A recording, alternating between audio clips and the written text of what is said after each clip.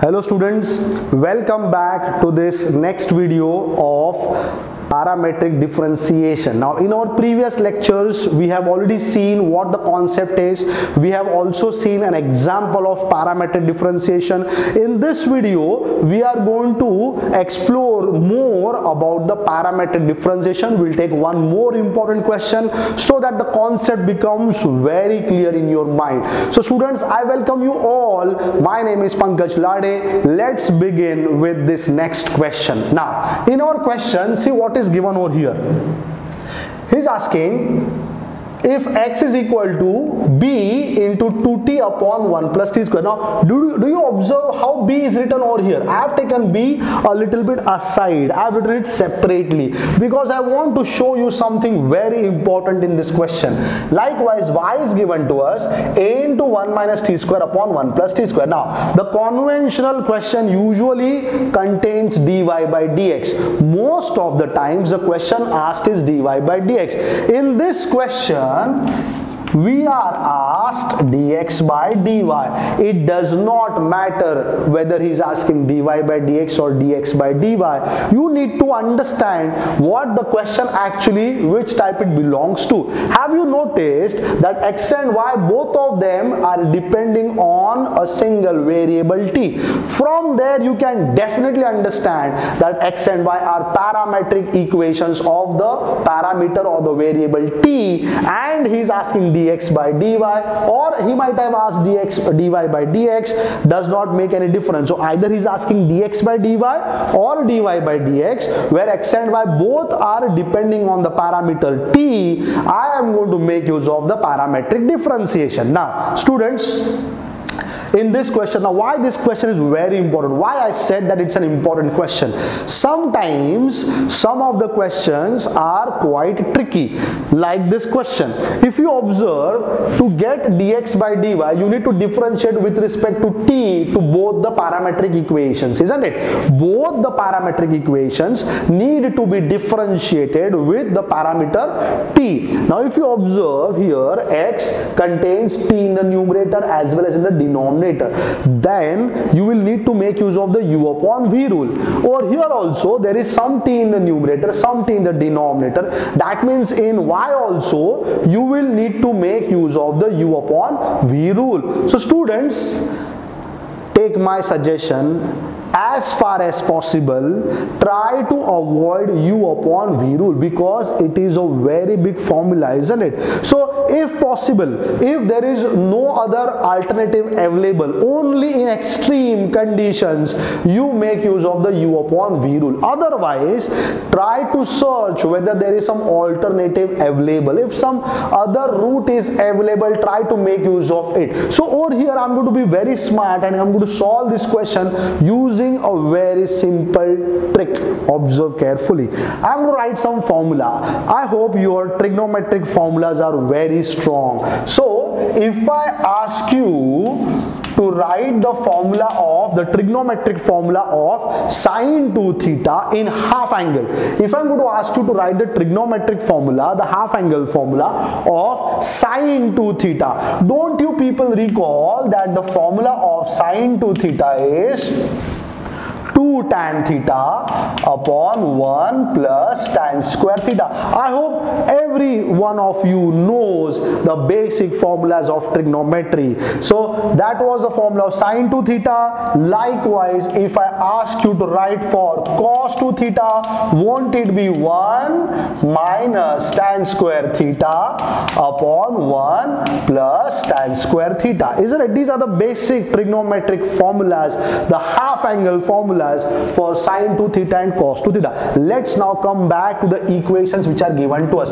Did you observe what is x given to us? It is 2t upon 1 plus t square. If I ask you to put t as tan theta, theta. So original parameter was t. I am changing the original parameter to a new parameter which is called as theta now. So if I put t as tan theta, read out the equation. What it will become? Will it become 2 tan theta because t is taken as tan theta upon 1 plus tan square theta. So that's 2 tan theta upon 1 plus tan square theta, which is the exact formula of sine 2 theta. That means, students, x has now transformed into b, which was a constant, and this has become 2 tan theta upon 1 plus tan square theta, which is sine 2 theta. So that's my new parametric equation in terms of theta. Likewise, when I write for y, what will happen for y? So y becomes equal to a into, I'm going to put t as again tan theta, so that becomes 1 minus tan square theta, 1 minus tan square theta upon 1 plus tan square theta, that's there in the denominator, that becomes cos 2 theta. So this entire term now becomes cos 2 theta. So let's call this as equation number 2. So now what has happened over here is, the original question was given in terms of the parameter t. I have acted smartly and we have transformed the parameter t into a new parameter theta. And when you look at the two parametric equations, don't you observe the simplicity in the other two equations that we have just now got, isn't it? Compared to the previous equations, these equations are more easily differentiable. So I'm going to differentiate these two equations. Over here the parameter is theta. And students, you should always take care of what the question is asked. The question asked is dx upon dy. It is dx upon dy. So I'll be writing using the parametric differentiation. I'll be getting dx by d theta in the numerator. Whichever variable is present in the numerator, that will come in the numerator over here also. So it was x present here, so I'll be differentiating x with respect to the parameter theta, and in the denominator obviously I'll be getting dy by d theta. So now let's write what is x and y over here. So that's d by d theta of, what was x, students? So x is b into sine 2 theta. So let's write here b into sine 2 theta, and in the denominator I'll be writing d by d theta of, what's y, people? So y is a into cos 2 theta. So I write here a into cos 2 theta. So I'll be getting, b is a constant, so you get b outside here, b goes outside, isn't it? B is taken outside. What is derivative of sine 2 theta? So the derivative of sine, so I hope you already know how the differentiation of composite functions happen, isn't it? Make sure that you are watching all my previous videos. I have taken composite function in detail, isn't it? So go watch those videos, like them, share them as much as possible. So coming back to the solution, so b was a constant, goes outside. Derivative of sine, it is cos, so let's write cos, isn't it? And then it is 2 theta, so I write cos 2 theta into, again the derivative of 2 theta, which is 2, and in the denominator a is a constant, so goes outside, and the derivative of cos, it is minus sine 2 theta into 2. So the 2 and 2 gets cancelled, isn't it? Now if you observe the question demands the answer in terms of what? X and y. That means we need to resubstitute, we need to replace the terms of theta in terms of x and y. Let's go back to the equations 1 and 2. If you have noticed, look at this, there is sine 2 theta present over here. So from equation 1, can you tell me what is sine 2 theta? So from here, what could be sine 2 theta? So sine 2 theta is going to be x upon b. So let's write x upon b over here.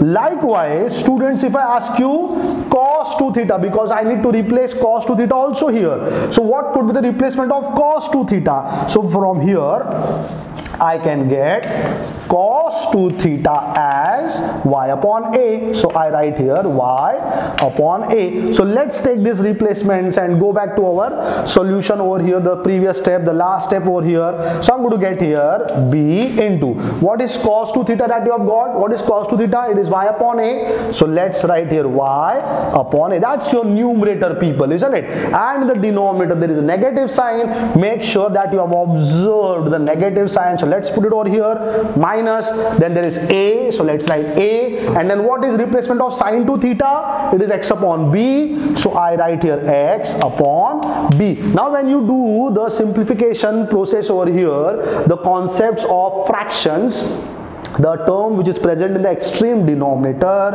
has to go in the numerator, and the denominator over here comes down over here, isn't it? So I'll be getting my answer as negative sign. So what has come in the numerator? The b has come in the numerator. Already b is present over there. So I get b square into, what is present more? Y. So I write y, and in the denominator this a comes and multiplies down over here. You get a square into x. Did you see what the answer has come? So dx by dy is minus of b square y upon a square x, minus of b square y upon a square x. So did you notice how some questions can be solved using some kind of techniques, isn't it? If you know your basic concepts very strongly, then you can definitely solve questions even more faster. So students, I hope you have understood all the concept of parametric functions. In our first video, we have understood the basic concept, and we have taken 2 more examples. We have made 2 more videos on understanding the parametric functions. So make sure that you watch all the 3 videos. Please like the videos if you find them worthy enough. Subscribe to the channel, and I thank you all for watching all the videos. You all have a great day ahead.